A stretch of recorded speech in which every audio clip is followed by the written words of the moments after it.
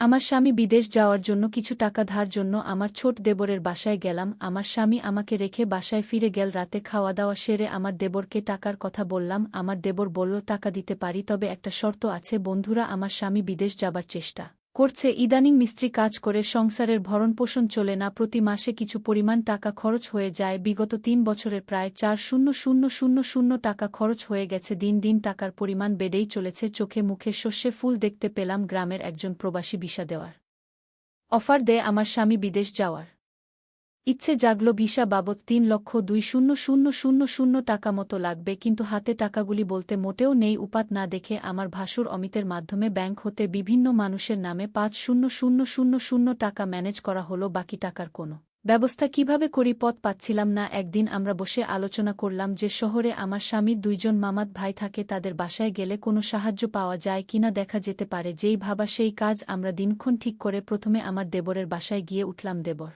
অবিবাহিত, সরকারি ভালো চাকরি করে, ভালো মাইনে পায়। তাছাড়া ভালো আউট ইনকাম তার, সেজন্য কোনো অভাব নেই বললে চলে। সামনে বিয়ে করার প্ল্যান আছে বিধায় বিরাট আকারের একটি বাসা নিয়ে থাকে। আমরা বিকেলে দেবের বাসায় গিয়ে পৌঁছালাম। আমাদেরকে দেখে সে আশ্চর্য হয়ে গেল। সে বলল, আপনারা কোথায় হতে এলেন, কিভাবে এলেন, কি উদ্দেশ্যে এলেন? একসাথে অনেক প্রশ্ন করে আমাদেরকে বাসায় অভ্যর্থনা জানান। আমরা বাসায় ঢুকলাম, হাত মুখ ধুয়ে ফ্রেশ হলাম। দেবর বাড়ির সবার কথা জানতে চাইল, তাদের ও আমাদের বাড়ির সবার কথা তাকে জানালাম। আমরা যাওয়ার কিছুক্ষণের মধ্যে কাজের বুয়ার সাথে আমাদের সকলের জন্য রাতের খাবার তৈরির তাকে আদেশ দিয়ে দিল। আমাদের উদ্দেশ্যের কথা এখনই বললাম না, রাতে খাওয়া দাওয়া সেরে বলবো। প্ল্যান আছে। সন্দেশের সামান্য পরে আমার স্বামী বলল, আমি একটু আমার আরেক ভাইয়ের বাসা থেকে ঘুরে আসি, তারপর রাতে একসাথে খাওয়া দাওয়া করে কথা বলবো। দেবর বলল, রাতে ঠিক চলে আসবেন তো ভাইজা? আমার স্বামী বলল, হ্যাঁ। তাহলে জানা শোনেন, যদি রাতে আপনি না আসেন আমি কিন্তু ভাবিকে আস্ত রাখব না বলে দিলাম। এই বলাতে আমরা তিনজনেই অর্থহাসিতে ভেঙে পড়লাম। আমার স্বামী চলে গেল। আমি আমার শিশু বাচ্চাকে খাওয়ালাম এবং তাকে ঘুম পাড়িয়ে দিলাম। আমরা দেবর ভাবি সোফায় বসে টিভি দেখছিলাম আর রাজ্যের নানা কথাতেই মশগুল হয়ে গেলাম। কথার ফাঁকে আমাদের উদ্দেশ্যের কথা বললাম। তোমার ভাই বিদেশ যেতে চায়, কিন্তু টাকার খুব অভাব। মোটামুটি টাকা জোগাড় করেছি, আরও ১,০০,০০০ টাকা দরকার, তুমি দিতে পারবে ভাই? আমি কথাটা উপস্থাপন করলাম। দেবর বলল, এত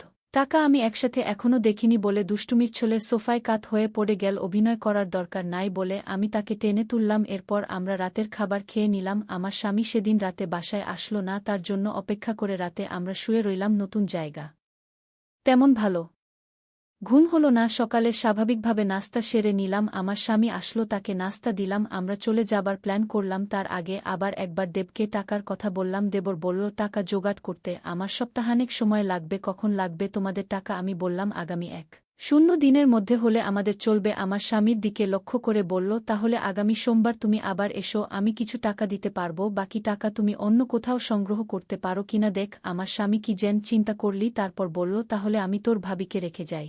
তুই যত তাড়াতাড়ি পারিস টাকা জোগাড় হলে তোর ভাবিকে পাঠিয়ে দিস, কেমন? আমি আপত্তি করলাম। আমার স্বামী আড়ালে নিয়ে আমাকে বলল, যদি আমরা কেউ সামনে না থাকি তাহলে সে যদি টাকার কথা ভুলে যাবে, আর তুমি এখানে থাকলে এমন কিছু ঘটবে না। তুমি এখানে থাকো, টাকা যে কোনো উপায় আমাদের পেতে হবে। আমি বাড়ি গিয়ে বাকি টাকা জোগাড় করতে হবে, আর তুমি বুঝিয়ে সুঝিয়ে বেশি টাকা নিতে পারবে কিনা দেখবে। আমি রয়ে গেলাম। আমার স্বামী চলে গেল। আমার স্বামীকে গাড়িতে তুলে দিয়ে ১ ঘণ্টার মধ্যে দেবর ফিরে আসলেও দিনে কোনো প্রকার দুষ্টুমি করেনি। রাত হলো। সে রাতের কথা কিছুক্ষণ পর বলছি।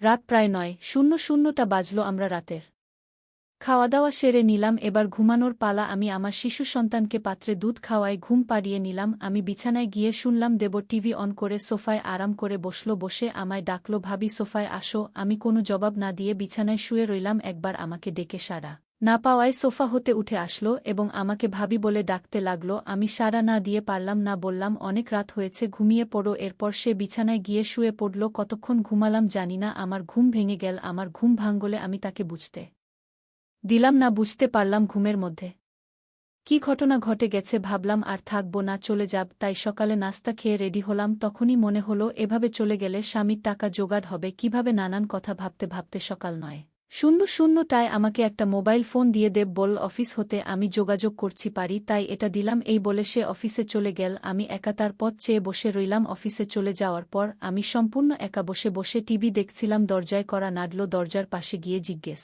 করলাম, কে? বাহির হতে জবাব এলো, আমি কাজের বুয়া। খুলে দিলাম। ভুয়া পাক শাক সব শেষ করে আমার কাজ হয়ে গেছে, বিদায় নিয়ে চলে গেল। আমি আবার টিভি দেখায় মগ্ন হলাম। বেলা প্রায় 1টা বাজে। আমি স্নান করার জন্য প্রস্তুতি নিলাম, এমন সময় মোবাইল বেজে উঠল। দৌড়ে গিয়ে রিসিভ করলাম। ওপার হতে আমার দেবর বলতে লাগল, ভাবি, আমি একজন লোকের হাতে 10,000 টাকা পাঠাচ্ছি। লোকটা আমার খুব। আপনি একটু ভালো করে মেহমানদারি করবেন, চান নাস্তা যা চায় তা দেবেন, কোনো কার্পণ্য করবেন না, বুঝলেন? টাকাগুলো আপনার জন্য। আমি ঠিক আছে বলে ফোন রেখে দিলাম। আমি আবার টিভি দেখার জন্য সোফায় বসলাম। টিভিতে একটা ইংলিশ সিনেমা চলছে। এমন সময় দরজায় করা নাডার শব্দ হলো।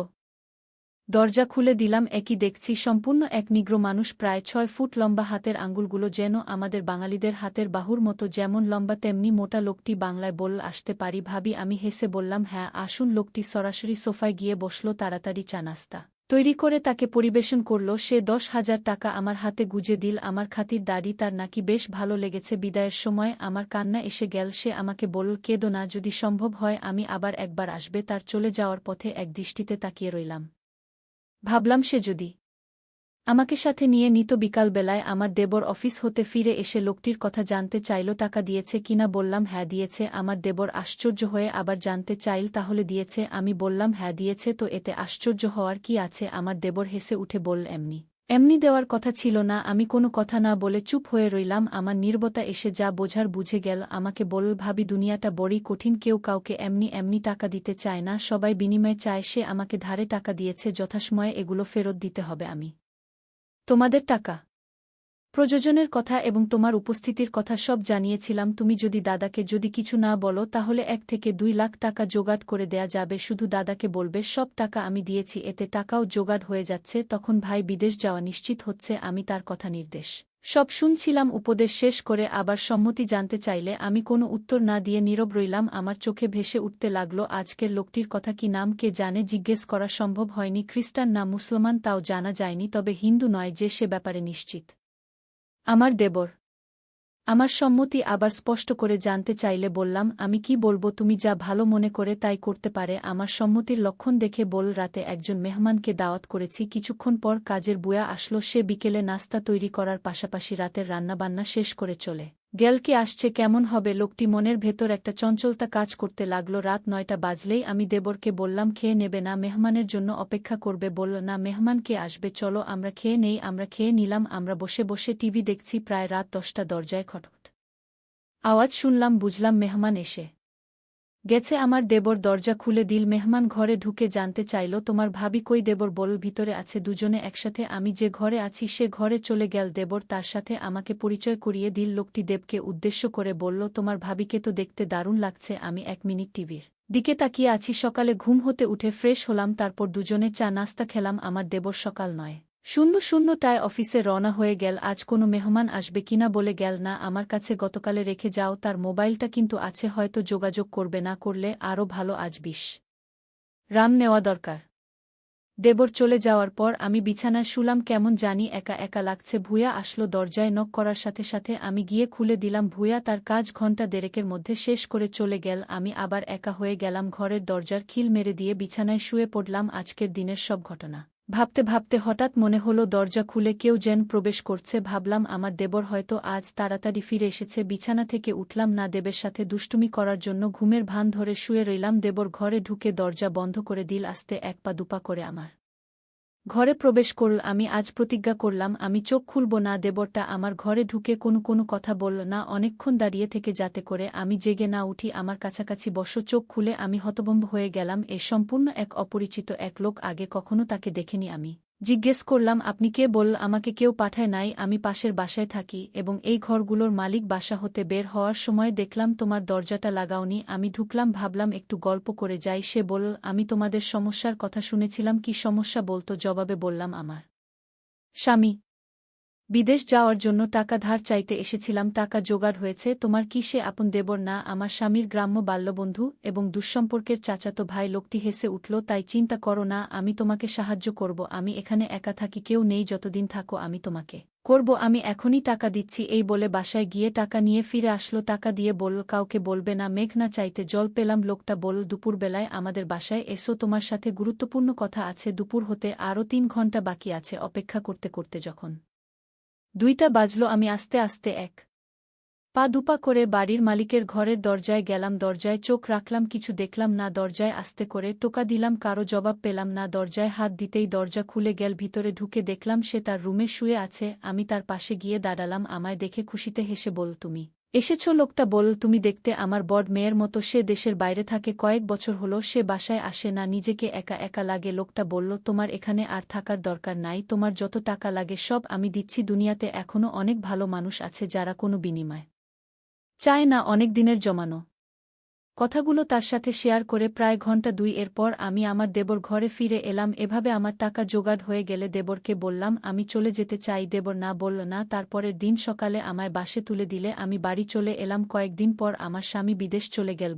বন্ধুরা, আজকে বিদায় নিচ্ছি। গল্প ভালো লাগলে একটা লাইক দিয়ে বন্ধুদের সাথে শেয়ার করে দাও, আর এই চ্যানেলটি নতুন দর্শক হয়ে থাকলে চ্যানেলটি সাবস্ক্রাইব করে নিতে ভুলবে না। নতুন নতুন গল্প পেতে দেখা হবে আগামীকালের নতুন ভিডিওতে।